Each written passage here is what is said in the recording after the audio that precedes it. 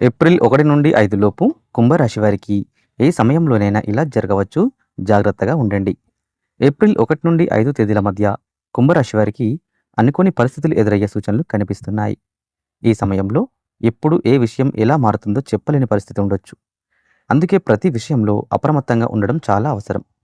ముఖ్యంగా మీ చుట్టూ ఉన్న వ్యక్తుల ప్రవర్తనలో చిన్న మార్పులు గమనించాలి.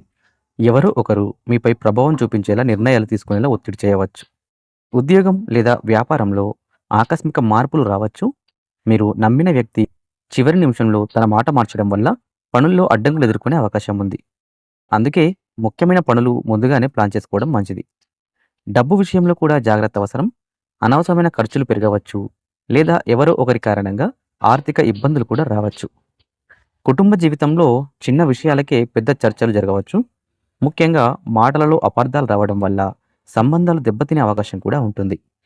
ఈ సమయంలో శాంతంగా ఉండడం, ఓపికగా వినడం చాలా ముఖ్యం.